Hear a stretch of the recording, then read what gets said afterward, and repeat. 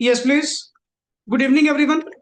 So in the previous part हम लोगों का टॉपिक जो गोइंग ऑन था that is intro to macro economics, जिसमें last lecture mainly two school of thoughts के बारे में हम लोगों ने क्या करा, डिस्कस करा। And two school of thoughts में मेनली आप लोगों ने पढ़ा, one is called as classical school and second आपके पास कौन सा है, किन्स। एक्चुअली जो ट्रेडिशनल इकोनॉमिस्ट थे उनको हमने सबको एक तरफ काउंट कर दिया, जिनमें से अगर नेम वाइज आप बात करें तो मैं लास्ट लेक्चर आपको नोटिंग में लिखवाया, जिनमें से number one is Adam Smith, number two James Mill, number three Pigou, number four is Ricardo. जितने भी एंड रॉबिन मार्शल, जितने भी ट्रेडिशनल इकोनॉमिस्ट हुए हैं सर, उनके बिलीफ जो मैक्रो इकोनॉमिक्स को लेकर गोइंग ऑन थे, वो जब हमने 1929 के ग्रेट डिप्रेशंस में फेल होते हुए देखे, तब जाकर particularly Keynesian school of thought अपने आप में सामने आया। And why it is named as Keynesian school, because इसमें the modern father of modern macro economics that is Lord J M Keynes. J M stands for John Maynard Keynes. अब इनके बीच में वैसे लास्ट लेक्चर मैंने properly इसके ऊपर काफी discussion करी है, and some of you might भी आपने प्रीवियसली लेक्चर लगाए हैं या नहीं। आज या कल में जैसे भी मेरे पास भी टाइम निकल पाएगा, एक बैकअप क्लास मैं भी प्लान कर लूंगा, क्योंकि बहुत कंटेंट तो हमारा हुआ नहीं, मेरा एक लेक्चर में ही काम चल जाएगा बड़े आराम से। और इन दिनों दो तीन स्टूडेंट्स और भी पूछ रहे हैं regarding that, so don't be worry about that, what has done already in the last three lectures. तो आप वो सारी चीजें रिकॉल कर लेंगे, क्लियर। बट एक बार के लिए पहले आप आगे चलते हैं। सर आपने ग्रेट डिप्रेशन की बात करी थी कि 1929 और 30 में great depression in the developed countries like USA, Europe में आपको जो देखने को मिला, due to which all over the country में एक ऐसी, ऑल ओवर द इकोनॉमीज में ऐसी स्टेज देखने को मिली जहां पे आपकी इकोनॉमी बिल्कुल ही बैठ गई, डाउन हो गई, एंड जिसमें अनएम्प्लॉयमेंट रेट आपका क्या कर गया, राइज कर गया, और आउटपुट लेवल आपके क्या कर गए, फॉल। और लास्ट लेक्चर से ना एक चेन बार बार मैक्रो लेवल पे समझ में आ रही है, मैं जस्ट उतना ही आपसे डिस्कस करूंगा और मुझे फटाफट एक बार रिप्लाई दो। उस चेन के अंदर अगर आपको वर्ड याद हो, सर मैक्रो लेवल पे इकोनॉमी किससे चलती है, expenditure. The main word is expand. But वो बात अलग है, एक्सपेंडिचर करने के लिए भी तो जेब में क्या होनी चाहिए, इनकम। तो अगर मैं एक सिंपल वर्ड कह दूं कि चलो, मैं यहाँ पे लिखना नहीं है, ये जस्ट नॉर्मली, इनकम अगर अपने लोगों के पास होगी तभी तो नेक्स्ट आगे वो पर्सन क्या कर पाएगा, एक्सपेंडिचर कर पाएगा। एक वर्ड अगर आपको याद हो, मैंने लास्ट लेक्चर्स में डिस्कशन की थी, सर्कुलर फ्लो ऑफ इनकम। आज कुछ कंटेंट के बाद वो टॉपिक आपका शुरू हो जाएगा, सर्कुलर फ्लो ऑफ इनकम को लेकर। एंड जिसमें क्या बताया गया था, सर मेरे पास जो पैसा है वो कोई अलग से नहीं है, मेरे पास भी वो पैसा कहीं ना कहीं से आया और आगे कहीं ना कहीं चला जाएगा। क्यों? हर पर्सन की अपनी अपनी डिमांड्स है। अब मुझे जो इनकम जनरेट होगी, उस इनकम से मैं भी तो अपनी डिमांड्स को क्या करूंगा, पूरा करूंगा। और जब मैं डिमांड्स को पूरा करूंगा तो मतलब आप उस पैसे को क्या करेंगे, खर्च करेंगे। अब एक्सपेंडिचर करने से, हाँ मेरे लिए एक्सपेंडिचर होगा, बट सामने वाले के लिए वो क्या होगी, इनकम। फिर आगे वो पर्सन क्या करेगा, एक्सपेंडिचर करेगा, किसी और की इनकम। ऐसे ही over the different sectors of the economy में ये पैसा क्या करता रहता है, रोटेट करता रहता है, and it becomes a circle shape. That is why, क्योंकि मैंने आपको पास करा, आपने किसी को पास करा, घूम फिर के पैसा फिर मेरे पास वापस आ गया। That is called as circular flow of income. कि इनकम सर वही फ्लो करती रहती है, आपस में ही पैसा क्या होता रहता है, रोटेट।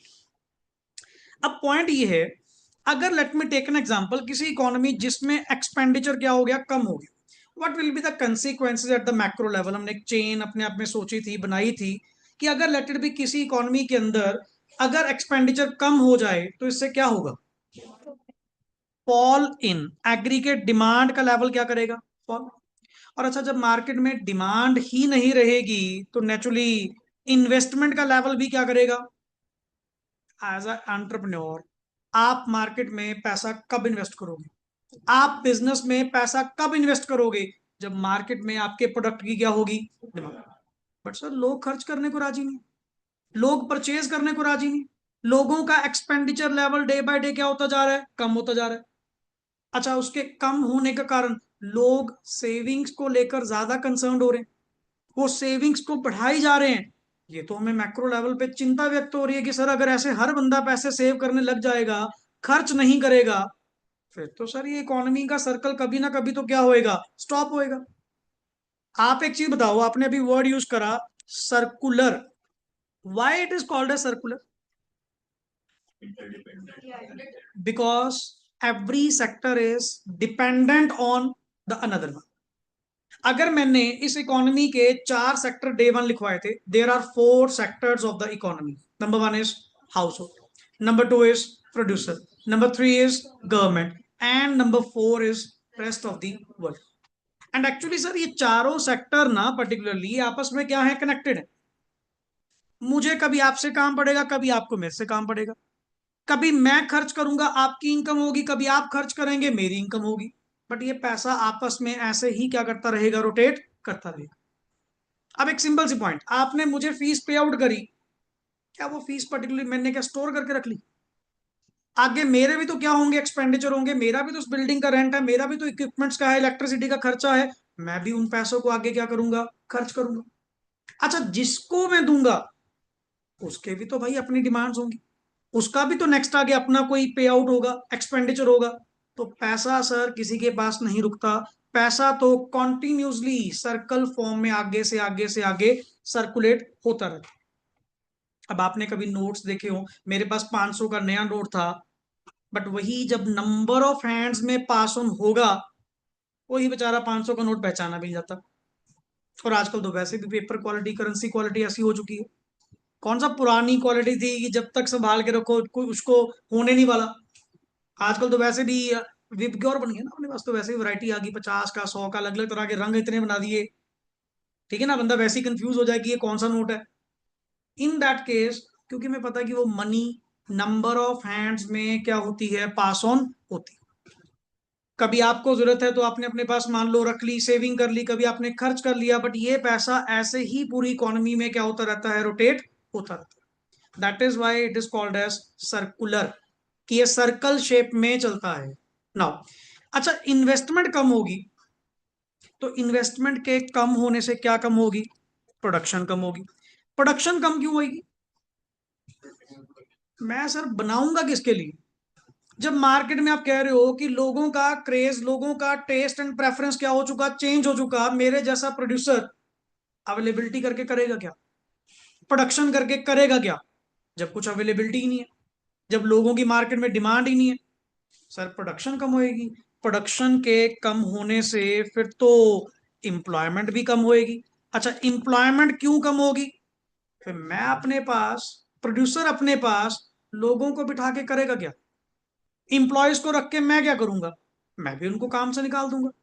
और अच्छा, इंप्लॉयमेंट कम होगी तो in case finally income levels आपके ओवरऑल क्या होंगे, कम। अब मैं अगर कह दूं वर्ड, यहां पे हम चले कहां से थे, चले कहां से थे, इनकम से, स्टॉप भी कहां पे हुए, income.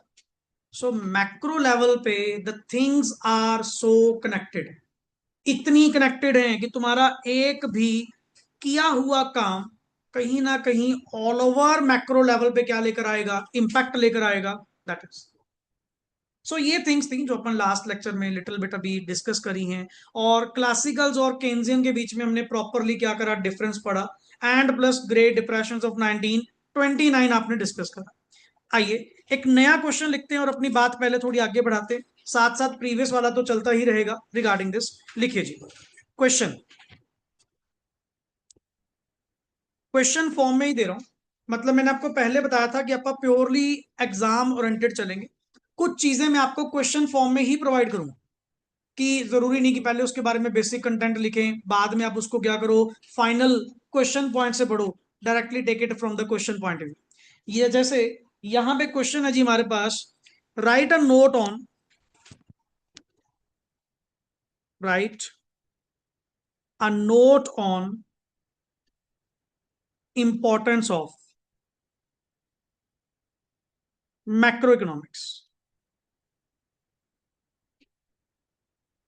Right a note on importance of macroeconomics. आपके ना चैप्टर नंबर 1 के अंदर एक वर्ड है स्कोप, कि मैक्रो इकोनॉमिक्स का स्कोप क्या है।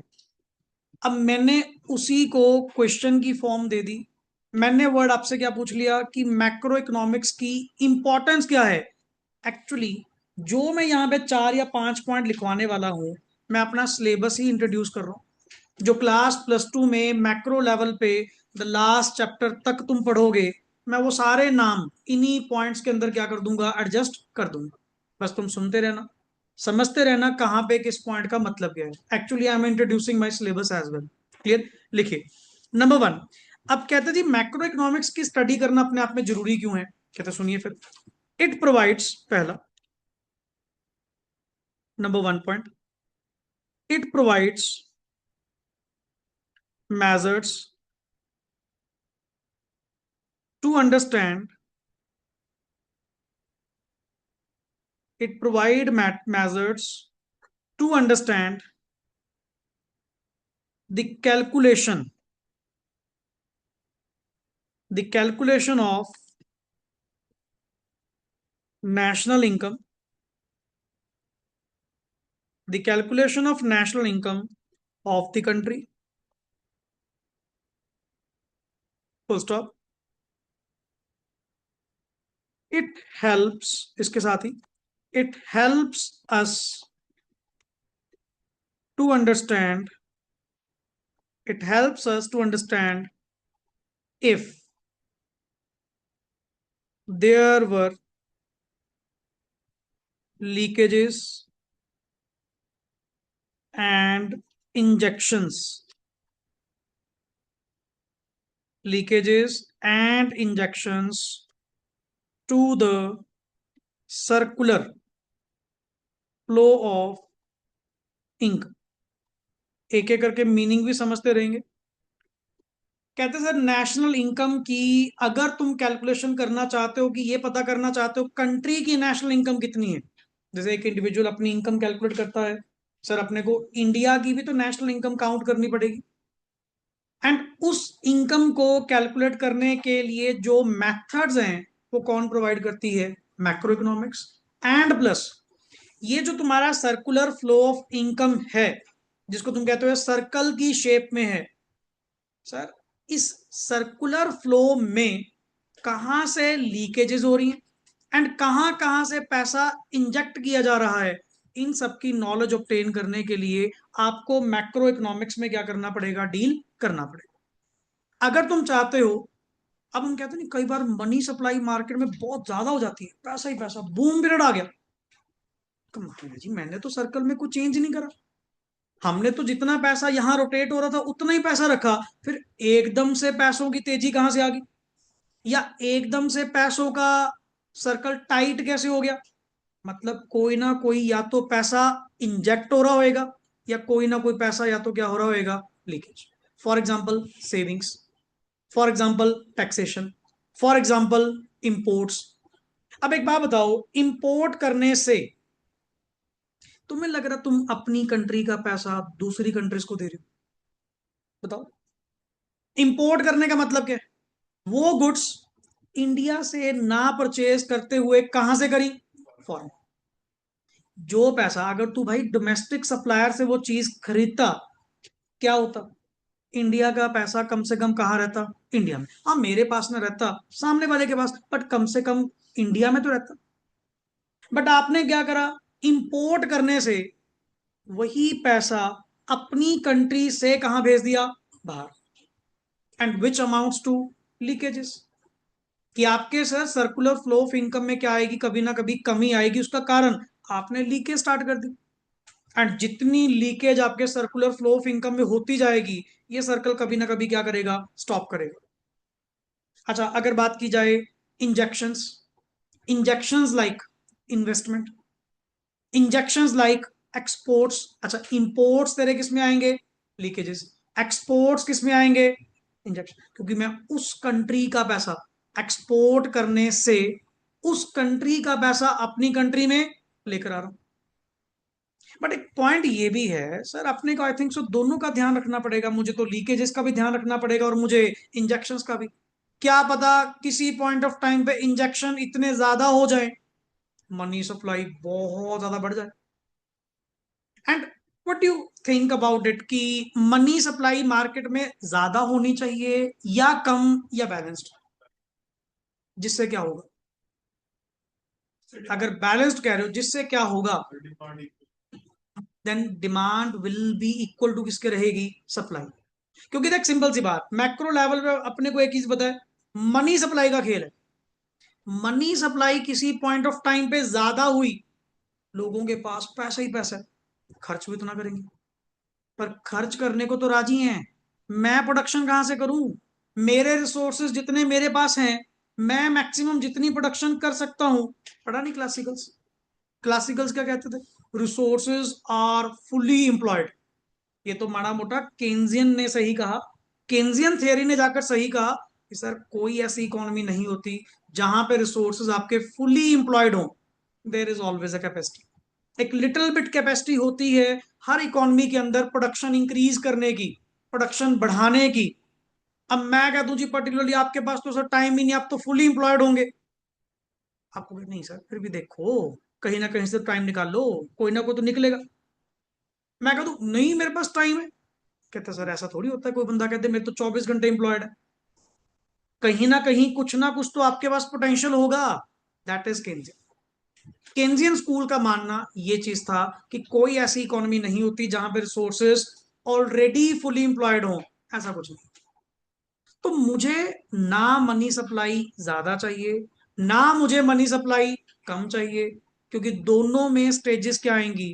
मनी सप्लाई ज्यादा हो गई तो मार्केट किस में चली जाएगी? Boom period. अगर मनी सप्लाई कम हो जाएगी तो मार्केट किस में चली जाएगी? रिसेशन या डिप्रेशन। हमें दोनों को क्या रखना है? Balanced. So I like it keeping moving, किसको चलते रहने दो। हम नहीं चाहते किसी, अच्छा कहते सर इस झंझट में पड़ना ही क्यों, क्यों ना मनी सप्लाई सेम ही कर दे। At all time money supply remains constant. Is it feasible? Is it feasible कि at all time money supply remains same? कभी हार्ट बीट देखिए, हार्ट बीट कैसी होती है? सीधी हो जाए, बता दो। सीधी कर देते हैं, ठीक रहे क्या? ऊपर नीचे बार बार हो जा रही है, टी हो ही जाए। Because change is part of life. Stable हमें पसंद नहीं है। अगर एवरीथिंग कांस्टेंट हो जाए ना, बोर हो जाओगे, बोर हो जाएंगे लाइफ से। कभी सुख है कभी दुख, दोनों चाहिए। अब बंदा मान लो suppose at all time happiness रहे, तो भी तंग है, तो भी तंग है। अच्छा जो वैसे तंग, वैसे परेशान है, वो वैसे तंग है। इन दैट केस हम कहते हैं सर बैलेंस्ड मेंटेन होना चाहिए दोनों चीजों के अंदर। तभी तो अपनी हार्ट बीट भी क्या चलती है, up down up down up down up down. So आप कहते नहीं, ups and down are part of life. ये तो चलते रहेंगे सर, इसमें क्या। So never ask for constant.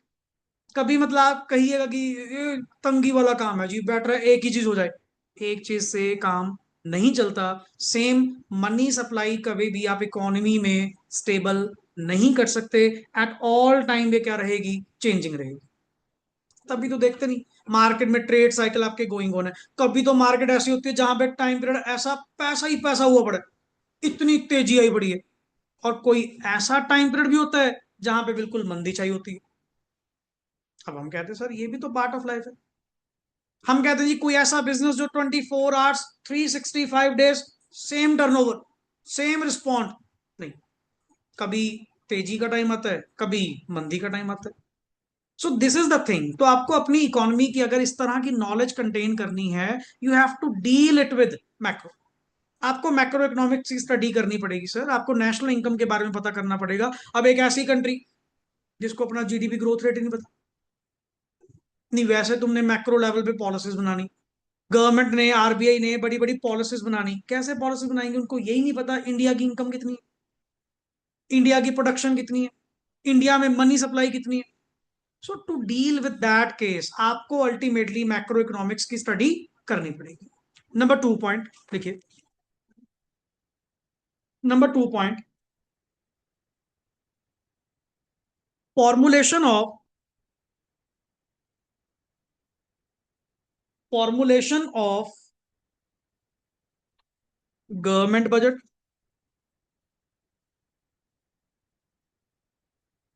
comma,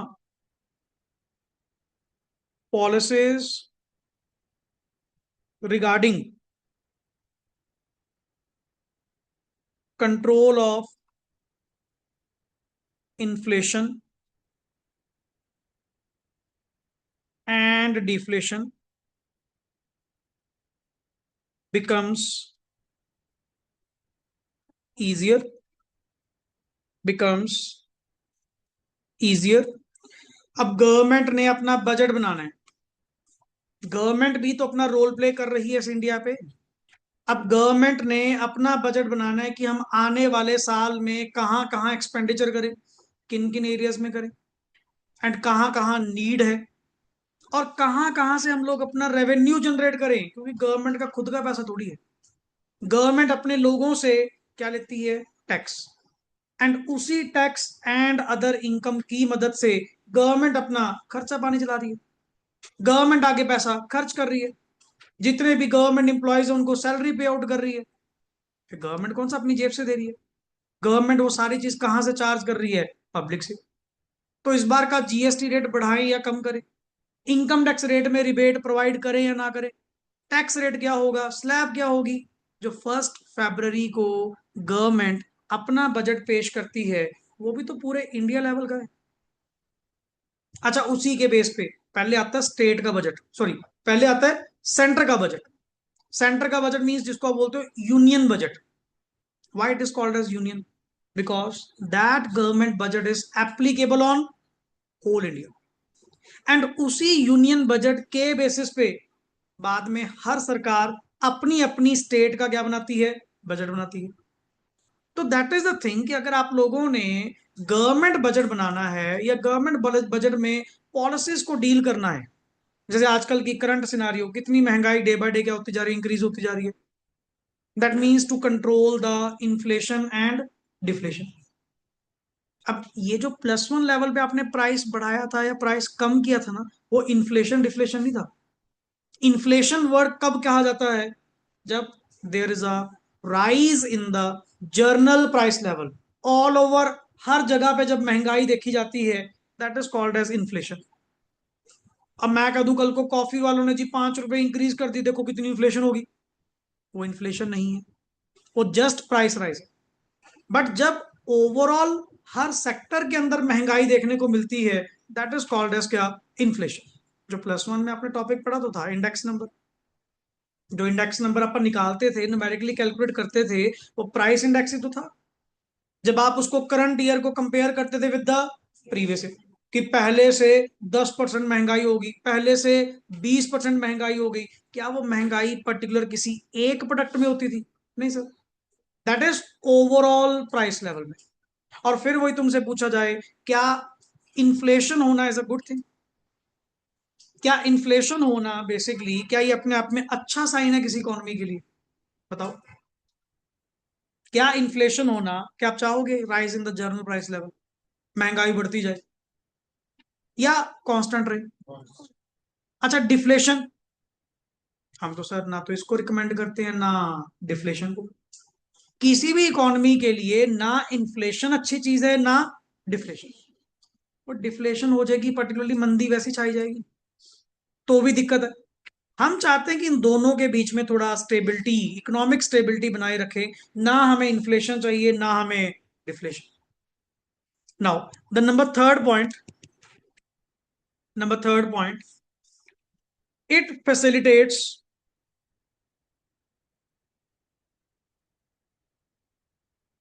it facilitates international comparisons,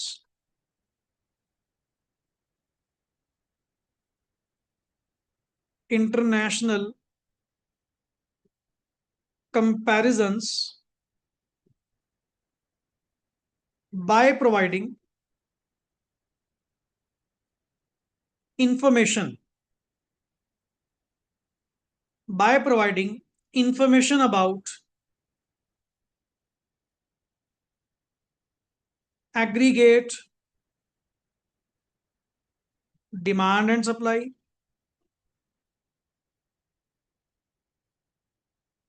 comma, surplus and deficit, surplus and deficit balance of payment. अब यहां पे सबसे बढ़िया पॉइंट एक निकलता है कि सर हमें इंडिया के बारे में ही थोड़ी पता करना है, इंडिया का कंपैरिजन भी तो करना है with that of other international countries. हमें ये भी तो देखना पड़ेगा कि कौन सी कंट्री के साथ आपका कितना लेन देन है, कौन सी कंट्री के साथ आपका कितना इंपोर्ट एक्सपोर्ट है। अगर कभी आपने वर्ड सुना हो जो आजकल फेस भी कर रहे हो, ये जो ईरान वाला पर्टिकुलरली ये यूएसए वाला इतना मसला छिड़ा हुआ है, अगर ये सेटल डाउन ना हुआ और ऊपर से ये कंट्रीज ऐसी हैं जिसके ऊपर कई कंट्रीज क्या करती है, डिपेंड करती हैं। और एक बात बताइए, अगर लेट इट बी आपकी कंट्री कुछ प्रोड्यूस नहीं करती, फॉर एग्जांपल क्रूड ऑयल, हमारा most of the crude oil तो क्या हो रहा है, सारा इंपोर्ट, मतलब वो कंट्री जब चाहे ना इंडिया को रेगुलेट कर सकती है एंड इंडिया को उनकी बात माननी पड़ेगी। उसका कारण क्या, we are dependent on them. और यही अगर मान लो एक्सपोर्ट वाला सीन होता, नॉट इंपोर्ट वाला, क्या सीन होता, export, that means they are dependent on us, फिर हमारी इकोनॉमिक इंटरफेरेंस उनमें होती। अब ये यूएसए मिनट में आता है, कोई भी बात बोल के चला जाता है, उसका कारण क्या है, उसके ऊपर डिपेंडेंट है ना कितनी सारी countries. And at the macro level you have to not care about only India, you have to care about all the international relations जो भी हमारी कंट्री के साथ गोइंग ऑन। अब in that case particularly sir, अगर मान लो कल को चाइना के साथ बिगड़ जाए, पाकिस्तान की तो वैसी बिगड़ी हुई है, चाइना के साथ भी बिगड़ जाए पर्टिकुलरली, लाइक कितना सारा इंपोर्ट बंद हो जाएगा, जिससे उनका भी नुकसान है, हमारा भी। हमारा कैसे, हमारी कई सारे प्रोडक्ट्स, कई सारी गुड्स प्योरली इंपोर्ट कहाँ से होती हैं, ये टेक्नोलॉजी सारी तेरी कहाँ से इंपोर्ट होती है। आज की डेट में ना लैपटॉप जाके रेट पता करके आओ, कंप्यूटर पेरिफेरल्स जितने भी है ना, हार्डवेयर एंड ऑल, कभी जाके रेट पता करके आना, दो दो गुना, डेढ़ डेढ़ गुना हो गए रेट। जो लैपटॉप पर्टिकुलरली 60,000 का अराउंड राउंड था ना, 80,000 का वो पड़ा है। एंड उनके भी रेट ना शेयर मार्केट की तरह चल रहे हैं, सर कल का रेट कल सुबह पता लगेगा। मैं कहा ये क्या चीज होगी ऐसी हुई।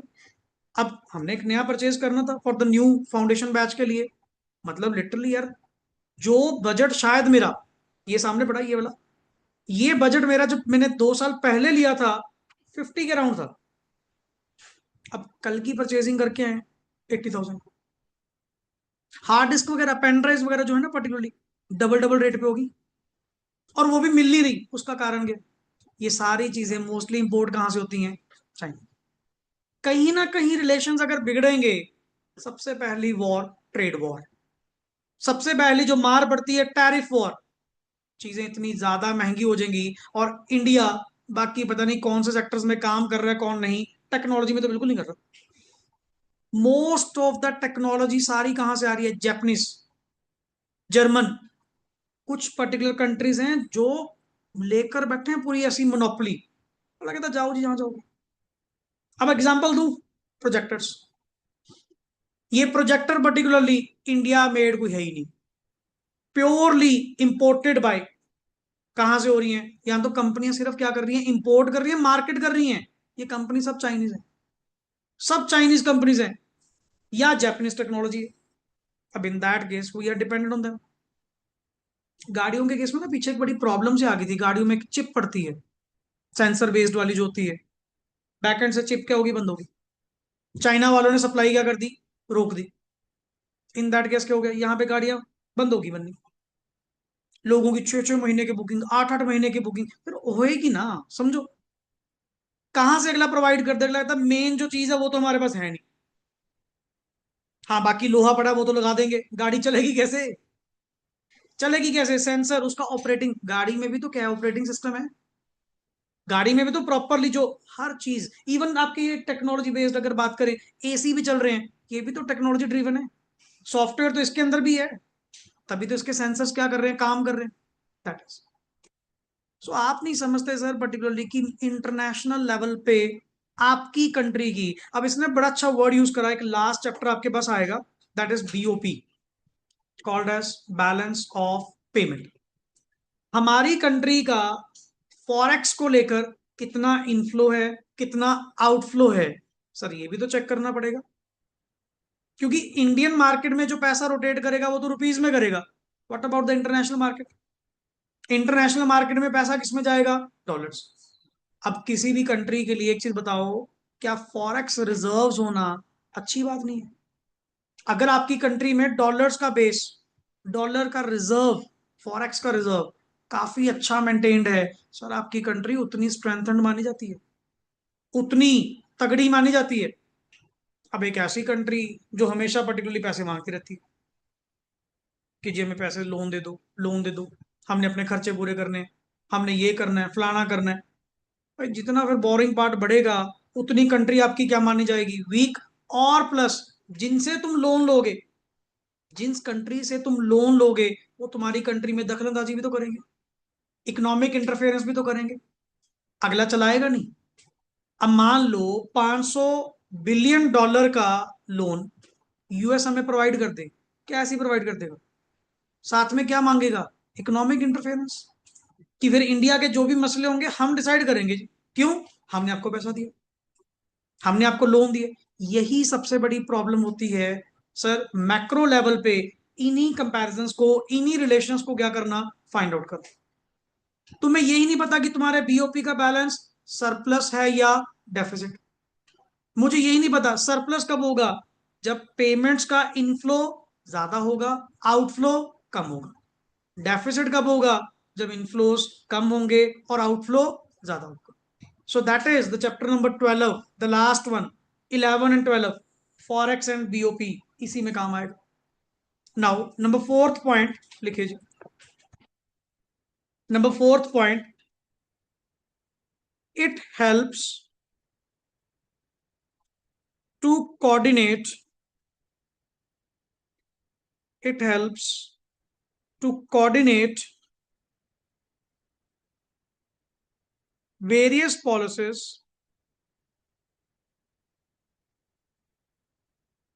and measures at macro level, at macro level to solve economic problems, to solve economic problems like poverty, unemployment. अब जैसे इंडिया में आप लगा लो, मोस्ट ऑफ द प्रॉब्लम आपने अगर देखी होगी, जितना पॉपुलेशन साइज ज्यादा होगा, सर इंडिया की बिगेस्ट प्रॉब्लम जो है ना, नंबर वन इज पॉपुलेशन। आप अपनी कंट्री को ना कंपेयर कर लेते हैं with that of the Canada, USA, Australia, the other economies and developed economies, and we are developing. जब आप अपना कंपैरिजन अपने किसी उच्चे से करोगे, तो नेचुरली अपने आप को तो ये फील होगा कि आपका कुछ भी नहीं। और वाकई नहीं, उसका कारण पॉपुलेशन इतनी ज्यादा। अब इतनी तो पर्टिकुलरली सर पूरे कनाडा में पॉपुलेशन नहीं होगी जितनी पंजाब में, अकेले पंजाब में। एंड अगर तुम ज्योग्राफिकल एरिया वाइज बात करो, ज्योग्राफिकल एरिया वाइज वो इंडिया का 7 टाइम्स है, ज्योग्राफिकल एरिया वाइज। एंड आपको कहते हैं वहां पे देखो सड़कें कितनी साफ हैं, एनवायरनमेंट कितना अच्छा है, पर अभी पहुंचे नहीं ना आप इंडियंस। जब वहां पे जाके भीड़ इकट्ठी हो जाएगी, पॉपुलेशन इतनी ज्यादा, उनके पास तो इतना सारा एरिया तो ऐसा पड़ा है जहां पे बर्फ के ढेर लगे हुए हैं, ग्लेशियर्स बने हुए हैं, क्या करें, कोई है ही नहीं पॉपुलेशन। तभी तो भर भर के एक्सेप्ट करी जा रहे हैं, और ऊपर से सरकार की इनकम, क्यों? यहां से जितने लोग जाएंगे, इमिग्रेशन फीस, जो आप लोग वीजा फीस पे आउट करोगे, कंट्री ऐसी थोड़ी आपको एंटर करेगी। और दूसरी बात, यहाँ पे आके पैसा खर्च ही करोगे, कॉलेज की फीस, यूनिवर्सिटी की फीस, यहाँ पे रहोगे, एक्सपेंडिचर होगा। वो तो कह रहे हैं उल्टा कि बढ़िया है कि जितने लोग यहाँ पे अपने आते हैं, हमारे कुछ एरिया आबाद हो रहे हैं, बढ़िया चीज है।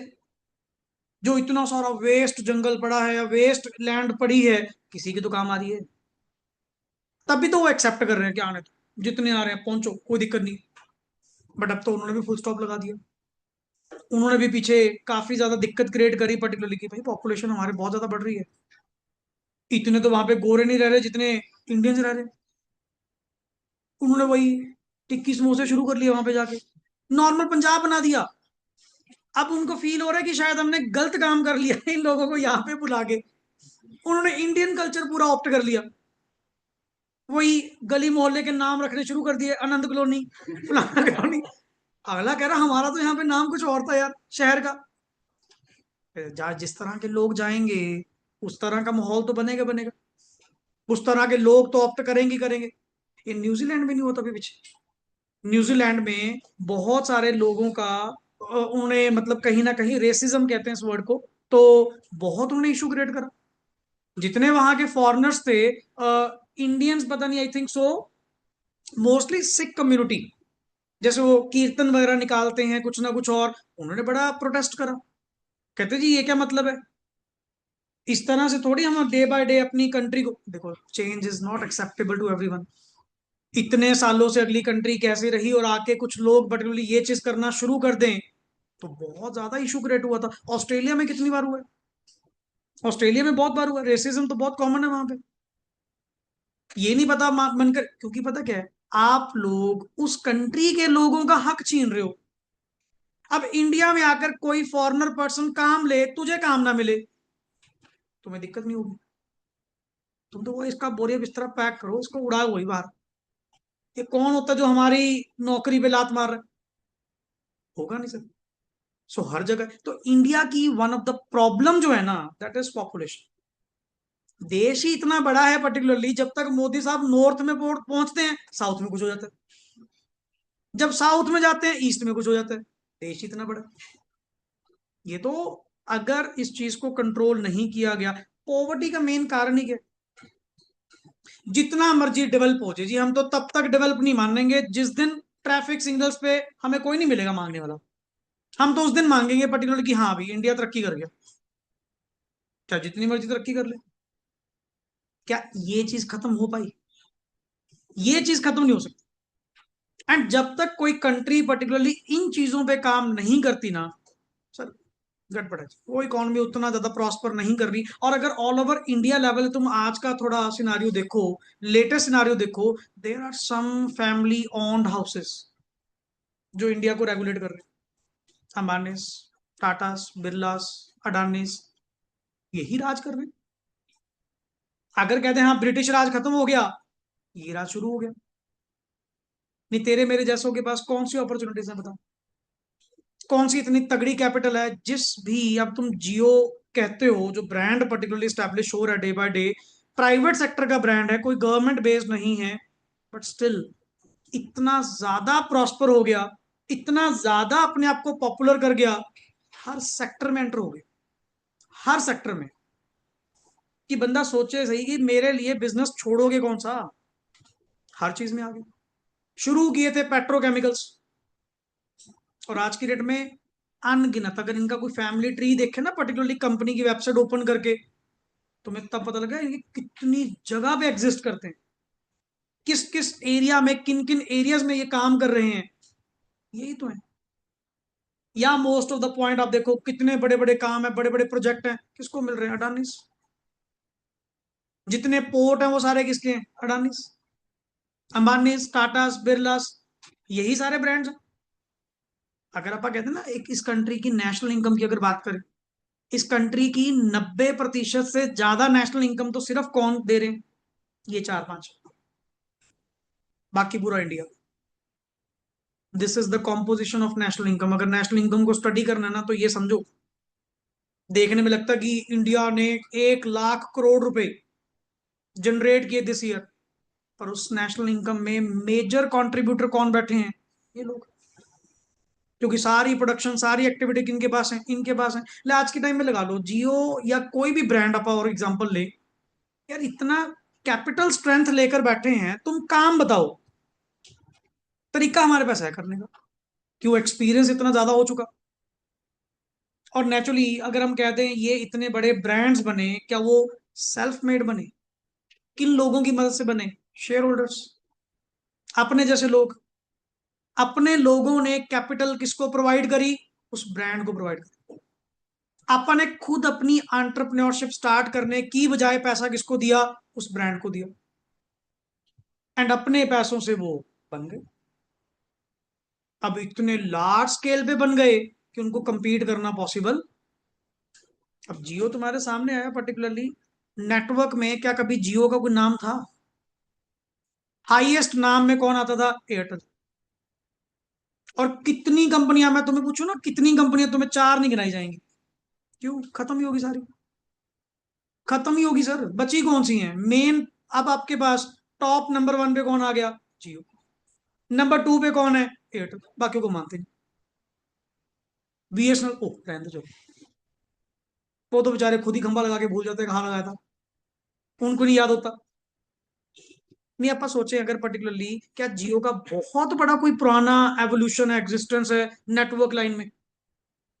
मार्केट स्ट्रेटजी है। फ्री में बांटा, नशे की तरह बांटा, जब लोगों को लग गया अब लो पैसे। यही करा इन्होंने।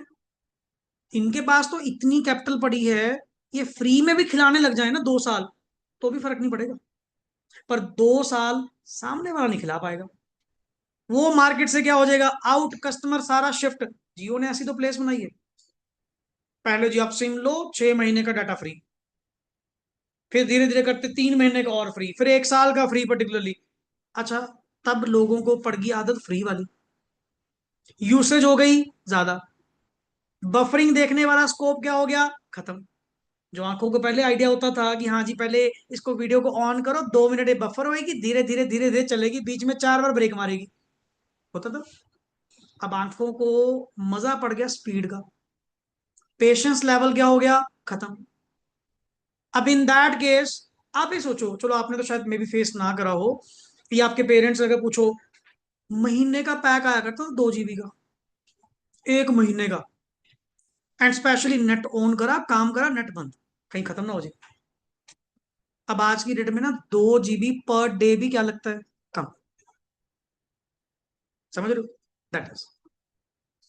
सो ये तो भी कुछ एग्जांपल्स हैं, अभी तो बहुत कुछ है बातें करने को, जितनी मर्जी करते रहे रिगार्डिंग दैट। थोड़ा सिलेबस का भी ध्यान रखना पड़ता है कि यहाँ भी ये भी पढ़ना है भी अपन है। सो पॉवर्टी है, अनएम्प्लॉयमेंट है, या साइड बाय साइड नेक्स्ट लिख आगे, इन्फ्लेशनरी और डिफ्लेशनरी गैप्स। इन्फ्लेशनरी और डिफ्लेशनरी गैप्स एटसेट्रा। तो अगर इन चीजों में आपने पर्टिकुलरली क्या करना है सर, इंप्रूवमेंट करनी है, पॉलिसी मेकिंग करनी है, तो आपको मैक्रो इकोनॉमिक्स की स्टडी तो करनी पड़ेगी। और मैंने करते करते पर्टिकुलरली अपना पूरा सिलेबस ही इंट्रोड्यूस कर दिया। सबसे पहले आपके पास आया नेशनल इनकम, दूसरे नंबर पे आपके पास आया बीच में ADS, aggregate demand and aggregate supply, तीसरे नंबर पे आया गवर्नमेंट बजट, चौथे नंबर पे आया बैलेंस ऑफ पेमेंट, और एक और वर्ड है जो बीच में इन्होंने यूज नहीं करा, मनी बैंकिंग। जो चैप्टर नंबर 5 एंड 6 आप लोगों का मैक्रो इकोनॉमिक्स का है, that deals with the money and banking, money के कॉन्सेप्ट, मनी की evolution, type of money. And अगर बैंकिंग की बात करें, इंडिया का बैंकिंग सिस्टम दो पार्ट्स में डिवाइडेड है। One is the apex bank called as RBI, and second जो उनका पूरा system, that is commercial banks. अब जितने भी तुम्हारे नीचे बैंक्स आप लोग देख रहे हो, ये सब दुकानें हैं जी, ये बैंक्स है, कमर्शियल बैंक्स है। इनका भी मोटिव क्या है? क्या सोशल सेवा इनका मोटिव है? चाहे पीएनबी है, चाहे एसबीआई क्यों ना है, एसबीआई बेशक सरकारी बैंक है तो कमर्शियल बैंक है। Why they are called as commercial bank? Why they are called as commercial bank? क्यों? बिकॉज उनका मोटिव क्या है? प्रॉफिट कमाना। नहीं, तुम्हें अगर वो लोन देते हैं फ्री ऑफ कॉस्ट, क्या चार्ज करते हैं? फिर पैसा तो कमा रहे हैं। That is why they are called as क्या? Commercial banks. बट आरबीआई का मोटिव ये नहीं होता। और क्या हमारी आरबीआई से डीलिंग है? क्या हमारी आरबीआई से डीलिंग है? नहीं सर। आरबीआई एपेक्स बैंक है, बैंकों का बैंक है, द सुप्रीम बैंक, जो इन सभी बैंकिंग सिस्टम को क्या करता है? रेगुलेट करता है। हमारी direct dealing with the RBI नहीं है, हमारी डीलिंग है with the commercial banks. Commercial banks की डीलिंग है with the RBI, central bank. And अगर आप आरबीआई के फंक्शंस की बात करें, सर इंडिया में जितनी भी करेंसीज आप लोगों की प्रिंट होती हैं, उन करेंसीज को कौन प्रिंट कर रहा है? आरबीआई। बट एक्सेप्ट, एक्सेप्ट किसको छोड़कर? पता है किसी को? क्या सारे नोट्स, सारी करेंसी पर्टिकुलरली आरबीआई प्रिंट कर रहा है? कॉइन्स एंड एक 1 rupee note, 1 rupee note and all the coins, जितने भी कॉइन्स हैं ये आरबीआई नहीं बनाता। आरबीआई बाकी सब कुछ बना रहा है, वो बनाती है गवर्नमेंट ऑफ इंडिया, स्टेट भी नहीं, government of India, ministry of finance, ministry of, वो बनाते हैं। हाँ बाकी तेरा जो भी तेरा नोट है, 10 वाला, 20 वाला, 50 वाला, 100, 200, 500, यहीं तक है, यहीं तक है। ये सारे नोट्स कौन प्रिंट कर रहा है? आरबीआई। और आरबीआई ने भी इंडिया लेवल पे आई थिंक सो 2 या 3 प्रिंटिंग वो ओपन करी हुई है रिगार्डिंग दैट। एक तो नासिक में है, क्लियर, कुछ 1 2 एरियाज में और हैं जहां पे ये नोट्स क्या होते हैं? प्रिंट होते हैं। बट 1 रुपए का नोट, देखा है 1 रुपए का नोट आप लोगों ने? अब तो स्पेशल महंगे रेट पे बिकता है वो, क्यों? देखने को नहीं मिलता। वो आर्टिकल ऑफ क्या हो चुका? डिस्टिंक्शन हो चुका। उल्टा जिसके पास 1 रुपए का नोट होता है ना, जितने मर्जी पैसे मांग लो। अच्छा कॉइन्स भी बिकते हैं, कभी सुना आपने?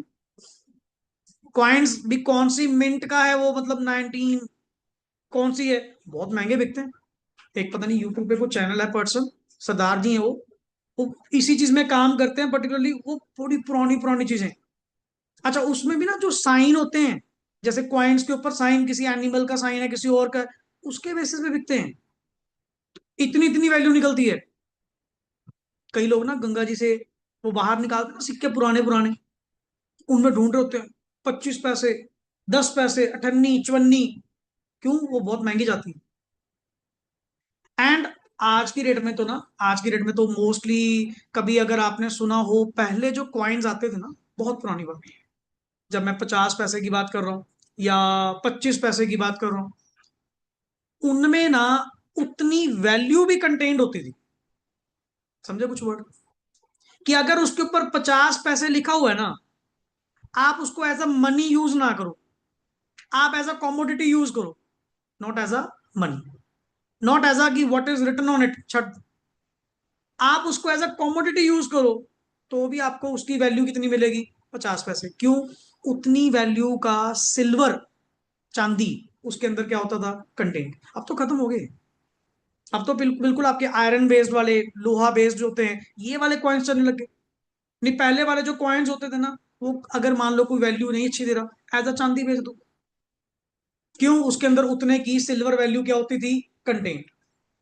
अगर आप कभी रुपी का ना एवोल्यूशन गूगल करके देखना, आप कई बार ना अपने नॉर्मल लैंग्वेज में वर्ड बोलते हैं, एक धेला नहीं मिलेगा, धेला, ये भी रुपी से back to back to back 4 आने की बात है, 16 आने, सच्ची बात है, आने, ये भी रुपी बेस्ड। अगर इसके एवोल्यूशन में जाओ ना, बहुत पुरानी चीजें पढ़ी, जब मनी टॉपिक आपको पढ़ाऊंगा तो एक बार डिस्कस करेंगे। ठीक है ना? आपका कई बार वर्ड बोलते हैं कि दो कौड़ी, दो कौड़ी कहते हैं ना, कौड़ी, वो भी पहले ये यहां से, मतलब वो क्वाइन से भी पहले चलती थी, पहले इस तरह से इसका एवोल्यूशन बना है। चीजें सीखनी है, कुछ नहीं सीखो। कल बुकिश कंटेंट थोड़ी वो तो पक कर ही रहे हैं, बट अपने को बेस ही ना पता हो कि मनी के अंदर कॉन्सेप्ट्स क्या होंगे। अब आज की डेट में लगा लो, अगर 500 रुपए का नोट है, डज इट मीन कि वो 500 रुपए की, देखो वैल्यू तो है, बिकॉज वो चलता तो मार्केट में कितने का है? 500 का। डू यू बिलीव वो सचमुच में 500 का है? कि वो बना भी 500 का होगा? आप वही 500 का नोट एज अ रद्दी में बेच के देखो, क्या 500 रुपए देगा? पौने को 1 रुपए ना दे, और फटाफट लेके निकल देगा, क्योंकि मूर्ख मिल गया मेरे को, कि इसको ये नहीं पता ये 500 का नोट है। क्यों? उसकी परचेजिंग वैल्यू परचेजिंग पावर उसके अंदर कितने की है, 500, बट वो वैल्यू, कॉमोडिटी वैल्यू 500 की नहीं रखता। तो ऐसी कई सारी चीजें आपके मनी और बैंकिंग कॉन्सेप्ट के अंदर क्या है जो चलती रहेंगी रिगार्डिंग दैट, क्लियर।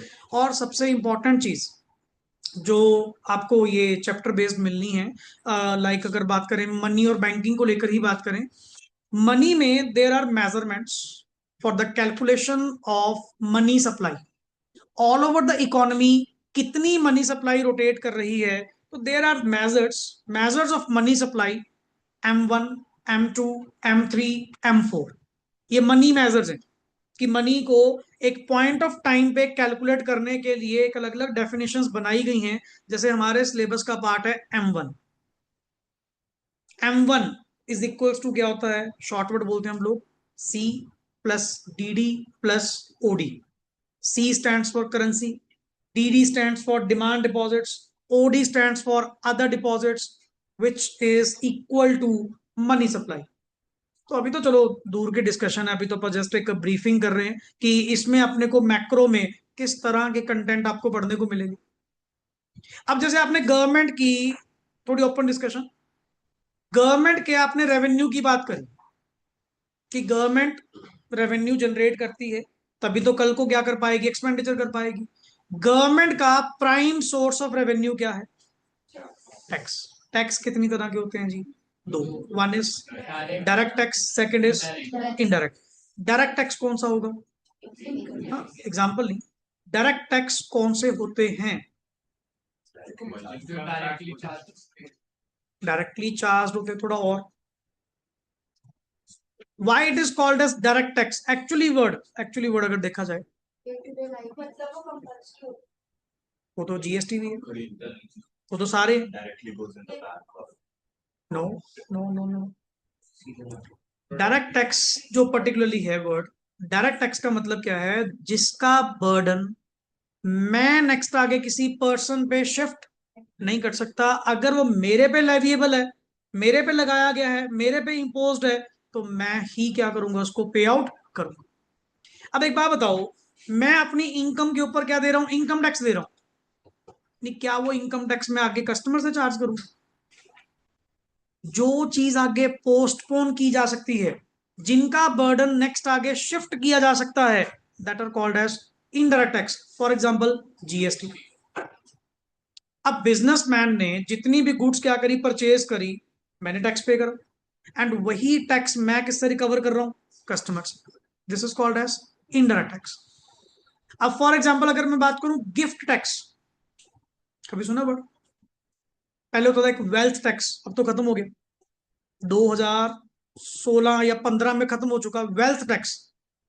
अब जिसकी वेल्थ है उसी को पे आउट करना पड़ेगा। पहले होता था कि अगर किसी पर्सन की ना 1 करोड़ से ऊपर वेल्थ होती थी, तो आपको उसके ऊपर क्या देना पड़ेगा, टैक्स पे आउट करना पड़ेगा। शुक्र है खत्म हो गया, नहीं अदरवाइज एक टैक्स और हो जाता कि जो आपको हर साल क्या करना पड़ेगा, पे आउट करना पड़ेगा। बट द थिंग इज अब गिफ्ट टैक्स है, यार जिसको गिफ्ट मिला वही टैक्स पे आउट करेगा। लाइक like प्रॉपर्टी, कोई पर्सन अपनी प्रॉपर्टी एज अ गिफ्ट किसको कर गया, सामने वाले पर्सन को कर गया, सर यू हैव टू पे tax. The kind of tax is gift tax, जो उस डोनी को, डोनर, डोनी, डोनर कौन होता है, गिफ्ट देने वाला, गिफ्ट OR देने वाला, डबल E जिसको ये गिफ्ट मिला। ये ना लॉ के वर्ड्स हैं, डोनर डोनी। जैसे वर्ड बोलते हैं ट्रांसफरर, ट्रांसफरी। ट्रांसफरर कौन हुआ, ट्रांसफर करने वाला। ट्रांसफरी कौन हुआ, जिसको ट्रांसफर किया। जैसे वर्ड बोलते हैं पेयर, पेई। पेयर कौन हुआ, पे करने वाला। पेई कौन हुआ, जिसको पेमेंट हो रही है। ये धीरे धीरे वर्ड्स आएंगे, बहुत सारी चीजें आपको और भी नहीं मिलेंगी। मतलब +1 से तो बहुत डिफरेंट आपको देखने को मिलेगा। आज भी कई बच्चे मतलब एक दो क्वेरीज आज मेरे पास अभी आई रिगार्डिंग द क्लास +2 ही आई, वही बात की +1 सर हमने कहते नहीं पढ़ा जी, सेल्फ स्टडी लेवल पे निकाल लिया, वही अराउंड 70-80% ऑब्टेन कर लिया, ठीक है। मैं कहा फिर अब नीड क्यों पड़ी, कहते सर +1 पास बस हो गए, पता कुछ नहीं, नॉलेज कुछ नहीं है कि अगर अकाउंट्स के पॉइंट से पूछ लूं, इकोनॉमिक्स के पॉइंट से पूछ लूं कि डिमांड सप्लाई क्या होती है एंड ऑल, कहते जी बस ठीक है, क्रैमिफिकेशन करी, 4 क्वेश्चन पढ़े, पेपर में आ गए, लिख के आ गए। मैं कहा जी फिर इन दैट केस कोई शाबाशी थोड़ी है। वो तो अपन ने क्लास +1 जिस दिन शुरू करी थी सबसे पिछले साल, आपको एक ही चीज कही थी, आज भी कह रहा हूं कि अगर तो आप सिर्फ इस पॉइंट को सोचकर पढ़ रहे हैं पर्टिकुलरली कि मैंने +2 पास करनी है, गलत। We are not here for class +2। कल ही क्लास +2 के लिए नहीं अपन लोग बैठे, पर्टिकुलरली हमारा मोटिव है यही ट्रांसफॉर्मेशन, जो क्लास है +1 और +2 में जो आपका बेसिक्स है, ये आपको मल्टीपल टाइम आगे क्या आएगा, काम आएगा। हाँ, आज मेरी बात पे यकीन तो नहीं करोगे जल्दी, जब कभी देखोगे तब याद करोगे, तब फेस करोगे कि सर वाकई में बहुत मजेदार चीज है। अब फर्क पता लग रहा है कि डिफरेंसेस किस बात के होते हैं। हमें चीज की गहराई तक भी पता है कि वो बेस कहां से चला, कहां से क्यों। कल को यही +1 +2 का बेस आपकी कल को हर एंट्रेंस में क्या आएगा, काम आएगा। अब मैंने उन बच्चों को मिले, चलो समझाए, मैं कहा बच्चे चलो, एक साल तो तेरा निकल गया जैसा निकलना था, कम से कम अभी भी मौका है, एक साल संभाल ले, कम से कम +2 ही संभाल ले। अब प्रीवियस बैच में भी हुआ था, बहुत सारे बच्चे जो +1 नहीं पढ़े या कहीं इधर उधर पढ़े, +2 में दोबारा हमारे पास यहाँ पे आए, अलग को फर्क फील होता है यार, वाकई में चीज अलग ही चल रही है। क्योंकि मेरा मोटिव लेक्चर डिलीवर करने का सिर्फ ये नहीं कि आप लोगों को ट्रेनिंग पार्ट में लेके जाना कि बस ठीक है बच्चे लिखो लिखो फटाफट नोट्स पूरे करो हो गया काम ना। सिलेबस तो चलेगा, वो तो करना है, जिस दिन स्पीड पकड़ ली अपन ने वो तो चलना ही चलना है।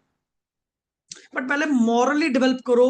मैक्रो इकोनॉमिक्स के बारे में जब तक चीज हमें क्लैरिटी नहीं है, what we are dealing in this, हमें इसमें क्या क्या देखने को मिलेगा, क्या क्या लिखने को मिलेगा, मुझे यही नहीं पता मेरा सिलेबस क्या। दैट ऑल इज सिलेबस, ये 4 पॉइंट तेरे सिलेबस, इन्हीं के अंदर डिटेल्ड थिंग्स हैं कि व्हाट इफ अगर एग्रीगेट डिमांड बढ़ गया, व्हाट इफ अगर एग्रीगेट सप्लाई कम हो गया, तो उस केस में इकोनॉमी को दोबारा इक्विलिब्रियम में कैसे लाओगे, that is the main thing. And आप वही +2 पॉइंट से या स्कूल पॉइंट से भी सोची जा रहे हैं, थिंग्स टेक टाइम। मैं हमेशा आपसे +1 में भी चीज कहता था, थिंग्स टेक टाइम, मुझे थोड़ा टाइम चाहिए। अगर चीजों का सही मजा लेना है तो भाई ये स्कूल वाला थोड़ा सा सिस्टम अपना मैनेज रखना, हम भी मैनेज करेंगे, आप भी मैनेज करोगे, हम दोनों पार्टीज हैं जो समझती हैं, सिंपल सी बात है। बट द थिंग इज, जो चीजें समझने में, क्या मैक्रो इकोनॉमिक्स में आपके स्कूल में टीचर्स ने इतना टाइम लगाया, शायद चौथे पांचवें चैप्टर पे ही पहुंच गए होंगे, कोई नहीं लगाएगा। उनको सबको पता है पर्टिकुलरली गलत वो नहीं है, पर हम तो सही चल रहे हैं, हम तो सही चल रहे हैं, हमें पता है कि चीजों को थोड़ा टाइम लगेगा। और मेरे अभी थोड़ी 2 महीने में सीबीएसई के पेपर है, मेरे पेपर नेक्स्ट आगे मार्च में, एंड तब तक आई हैव एम्पल टाइम, काफी अच्छा मेरे पास टाइम है, do it properly. Why to compromise just for some numbers in the units, कि स्कूल में कुछ एक नंबर अचीव करने के लिए पर्टिकुलर आप अपना दिमाग खराब करी जा रहे हैं, चीजों को फास्टली एग्जीक्यूट कर रहे हैं, जबकि चीजों को थोड़ा स्लोली टेकअप करना चाहिए। एंड फिर कर लेना लास्ट में जब सिलेबस पैकअप हो गया सारा, तुम नहीं पढ़ना, पर पहले चीज मुझे पढ़ाने दो, समझो कहां तक की उसकी बात चल रही। Is that clear? So next part में, अभी तो जस्ट मैंने इंट्रो मेरी खत्म हो गई रिगार्डिंग दैट, नेक्स्ट वाले पार्ट में आप लोगों के साथ एक टॉपिक चलेगा, सर्कुलर फ्लो ऑफ इनकम। थोड़ा डायग्रामेटिक वर्क, थोड़ा थ्योरेटिकल वर्क, दोनों का मिक्स मैच आपके नेक्स्ट लेक्चर में चलेगा। बट चैप्टर 1 आपका कंप्लीट, चैप्टर 2 इसी के बीच में मिक्स ही रखेंगे, मैं कोई अलग नहीं करवा रहा, 1 और 2 दोनों इकट्ठे रखेंगे। क्लियर? चलिए, ओके जी, थैंक्स अ लॉट।